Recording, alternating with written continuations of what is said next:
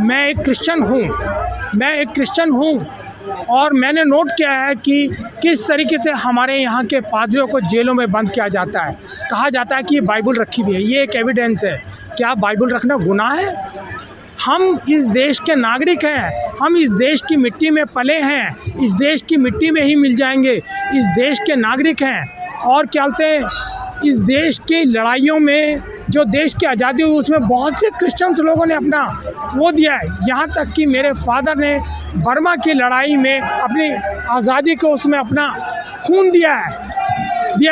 और इसको क्या बोलते हैं, क्या एक 10% लोगों ने अपना अधिकार समझ लिया है? सबके अधिकारों को छीन के आप वो करते हैं। आज कह रहे हैं 10%, वो लोग कह रहे हैं कि हम लोग 40% है। नहीं है 40%, ये खुला झूठ है। आप किस आंकड़ा के आधार पर कह रहे हैं कि 10%? 90% उनमें जो है मुस्लिम्स भी आते हैं, दलित भी आते हैं, आदिवासी भी आते हैं, क्रिश्चियंस भी आते हैं, सिख भी आते हैं, लिंगायत भी आते हैं और सरना भी आते हैं।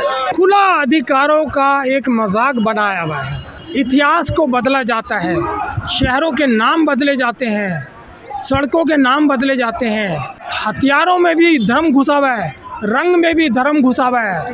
धर्म का बोलबाला हर कदम पर दिखाई देता है।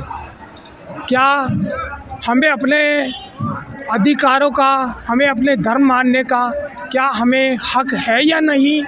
चाहे कोई भी किसी भी समाज से हो। आप नहीं चाहते हैं कि जो गुलामी के समय में इस देश के नाम रख दिए गए हैं, इस देश पर तमाम आक्रमणकारियों का कब्जा रहा है, अब जब सरकार आई है और लोकतांत्रिक देश बना है तो नाम नहीं बदलना चाहिए? देखिए, जहाँ तक नाम की बात है, यदि अगर आपकी सोच विचारधारा में अगर सांप्रदायिकता भरी हुई है, एक जहरवाद भरा हुआ है, तो आप बहुत कुछ, आप नाम भी बदल सकते हैं, इतिहास भी बदल सकते हैं, रंगों में भी नाम दे सकते हैं और हथियारों में भी आप दे सकते हैं। क्या ब्रह्म नाम से ही सारे हथियार बनते हैं क्या हमारे देश में? कोई और नाम नहीं है क्या इस देश में? मैं शंभू जी का बहुत शुक्रगुजार हूँ जो खुल के बोलते हैं, बहुत खुल के बोलते हैं।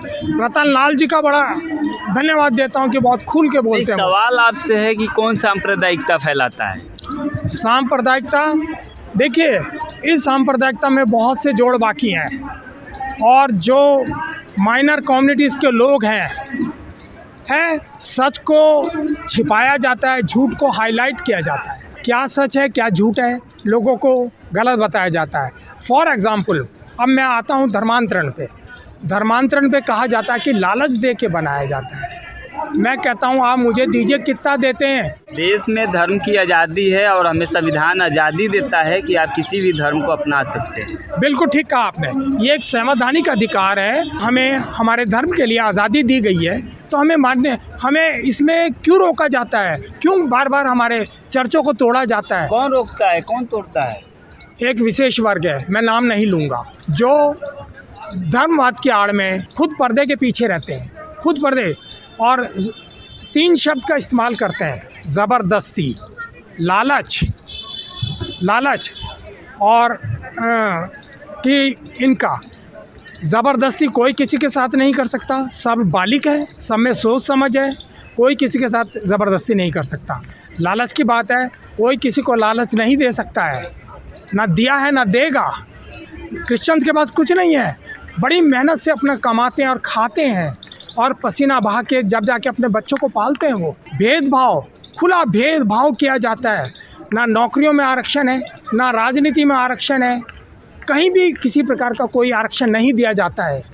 खुल के झूठ बोला जाता है और उसको तोड़ मरोड़ के पेश किया जाता है। अब आप देखिए, मणिपुर का इंसानों को आपस में बांट दिया गया, एक कुकी समाज में बांट दिया, एक मेथी समाज में बांट दिया गया और दोनों को लड़ाया गया। और जो 2 औरतें, क्रिश्चियन 2 औरतें लेडीज़ को नंगा करके घुमाया गया, ये दिमाग पर जहर किन लोगों ने भरा है? ये जहर नहीं भरना चाहिए। उसका हस्बैंड जो है देश की सीमा पर सुरक्षा में लड़ाई लड़ रहा है, सीमा पर है वो। हमें शर्म नहीं आती? हम बात तो करते हैं अधिकार